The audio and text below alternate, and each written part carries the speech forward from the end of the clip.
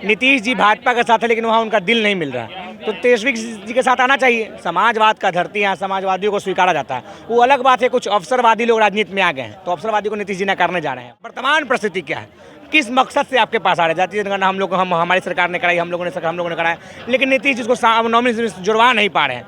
गए थे जुड़वाने सरकार में, लेकिन जुड़वा नहीं पड़ता, वहाँ से भाग रहे हैं। और नहीं, जब काम ही नहीं होता आपको, उस बैठने से क्या फायदा? काम यहाँ और इसलिए यहाँ। देखिए, जातीय जनगणना 2011 में सितंबर के महीने में घोषणा हुआ था।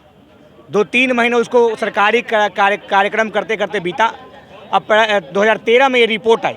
उसके बाद कमेटी को प्रस्ताव दिया गया कि इस सर्वे को अच्छा से किया जाए और फिर से बनाकर रिपोर्ट पर प्रस्ताव दे। तब तक चुनाव की घोषणा हो गई। कांग्रेस ठीक है, नहीं कर पाया। 14 से 24, 10 साल के 10 साल बहुत दिन होता है भैया। मोदी जी कर दे, उसको पब्लिश कर देते। पब्लिश करने से किसी ने रोका है? आधा काम तो हम कर दिए, आधा काम आप कर, उसको पब्लिश कर दीजिए। जब सरकार के पास आंकड़ा है, कांग्रेस पैसा खर्च करके आंकड़ा पेश कर दिया, उसको आप पेश कर जनता के बीच दे दीजिए। जनता के बीच मोदी जी क्यों नहीं दे पा रहे? दोस्तों नमस्कार, मेरा नाम है अभिमन्यु कुमार। आप देखें न्यूज़ हाइप। आज पटना जंक्शन पर मौजूद है और यहाँ से कुछ लोगों से जानने की हम कोशिश करेंगे।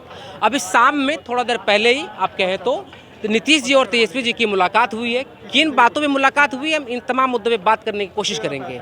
बाकी आइए बात करते हैं। कैसे हैं आप? बहुत अच्छा हूँ। बिहार भी अच्छा होने वाला है कुछ दिनों में। अब चाचा भतीजा का मुलाकात हो गया, क्या कहेंगे आप? ये अच्छा है। व्यक्तिगत रिश्ते तो हमेशा जीवित रहते हैं, राजनीतिक रिश्ते और व्यक्तिगत रिश्ते में अंतर होता है। नीतीश जी भाजपा के साथ है, लेकिन वहाँ उनका दिल नहीं मिल रहा है, तो तेजस्वी जी के साथ आना चाहिए। समाजवाद का धरती है, समाजवादियों को स्वीकारा जाता है। वो अलग बात है, कुछ अवसरवादी लोग राजनीति में आ गए हैं, तो अवसरवादी को नीतीश जी नकारने जा रहे हैं। तो नीतीश जी अब अच्छा लगने लगे हैं? नहीं, हम शुरू से नीतीश जी अच्छा लगते हैं। वो अलग बात है कि भाजपा के साथ तो चल जाते थे, यही खड़ा था उनकी बात। राहुल जी तो कई तरह के बात नीतीश जी के बारे में बोले हैं, बहुत सारे बातों को ये की है कि राजनीति बार बार पलटी मारते हैं, पलटू राम तमाम शब्दों से नवाजे पलटी तो राजनीति में हर लोग मारता है। परिस्थिति वैसा बनता है, समाज के साथ अपना काम भी होना पड़ता है। राजनीति है भैया, कौन कहाँ जाता नहीं जाता। लेकिन वर्तमान परिस्थिति क्या है, किस मकसद से आपके पास आ रहे हैं? जातीय जनगणना हमारी सरकार ने कराई, हम लोगों ने कराया, लेकिन नीतीश जी उसको नॉमिनी जुड़वा नहीं पा रहे हैं। गए थे जुड़वाने सरकार में, लेकिन जुड़वा नहीं पड़ता, वहाँ से भाग रहे हैं। और नहीं, जब काम ही नहीं होता आपको, उस बैठने से क्या फायदा? काम यहाँ और इसलिए यहाँ आ रहे हैं। जातिगत जनगणना 2011 में हुई थी, वो आज तक उसका रिपोर्ट जारी नहीं किया गया है। कांग्रेस पार्टी 2011 में करवाई, तो उसके बाद 14 में सरकार चली गई। अब कांग्रेस आरोप ये लगा रही है कि अब जो है भाजपा के लोग उसको जारी क्यों नहीं कर रहा है। देखिए, जातीय जनगणना 2011 में सितंबर के महीने में घोषणा हुआ था। 2-3 महीने उसको सरकारी कार्यक्रम करते करते बीता। अब 2013 में ये रिपोर्ट आई।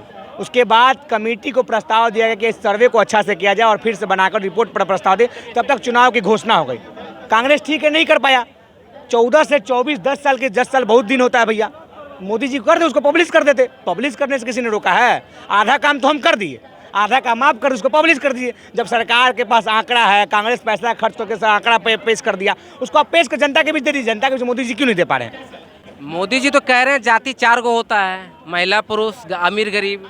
तो उनसे पूछना चाहिए, जब गुजरात के मुख्यमंत्री थे तब वो किस जाति के थे? जब संसद में गए तो बोले कि मैं सबसे बड़ा ओबीसी हूँ, तो फिर जाति कहाँ से आ गया? आप तो बोलते 4 गो जाति होता है, तो फिर ओबीसी कहाँ से आ गया?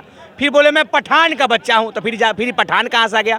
आप ही कह रहे कि हम 4 गो जाति होता है। तो बोलिए यादव, बोलिए कि युवा हूँ, किसान हूँ, महिला हूँ, ये नहीं बोल रहा था। मैं ओबीसी का बच्चा हूँ, संसद में मोदी जी बोल रहे हैं। तो एक तरफ से मोदी जी देश की जनता को मूर्ख बनाने का काम करें।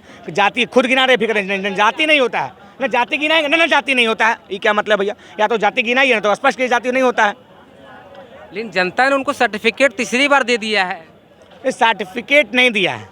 मोदी जी अपने बल पर नहीं बने। अधलंगड़ी सरकार है, लंगड़ी सरकार कब गिर जाएगा? अरे देश के इतिहास में एक वोट से भी सरकार गिरा है, तो क्या बड़ी बात है? कल को नीतीश है तो गिर जाएगा। वो तो बेईमानी करके गिराया गया ना। बेईमानी क्या होता है? उनके पार्टी के सांसद जो भी गिराए थे, बेचारे स्वर्गवासी हो गए, जो भी गिराए थे, उनके पार्टी के सांसद, सबका अपना अपना मन होता है। आपका समर्थन वापस ले लेंगे। नीति बीजेपी भी बिहार में समर्थन लेता है। सांसद संसद में ना होने के बावजूद भी प्रस्तुत करके दिखाया गया कि सांसद मतलब नहीं है, और वोटिंग का किस तरह से घपला हुआ है वो तो आप जानते हैं। नहीं, देखिए, अटल जी की सरकार थी, सरकार में वो लोग थे, घपला कोई और कर लेगा। पावर आपके पास है और बेईमानी हम कर लेंगे। पुलिस आप है, गोली चलाने का अधिकार हमको मिल जाएगा, इनकाउंटर करने का अधिकार हमको मिल जाएगा। अरे सरकार मुझसे पूछिए काहे घपला हो गया? आप आँख खोल कर नहीं रहे, आप दिन में सो रहे थे, इसलिए आपके घर में चोरी हो गया। दिन में नहीं सोते तो चोरी नहीं होता। विपक्ष का तो काम है आपकी सरकार को गिराना, आपकी सरकार को टारगेट करना। विपक्ष मेहनत पर क्या था, आपकी सरकार को गिरा दिया।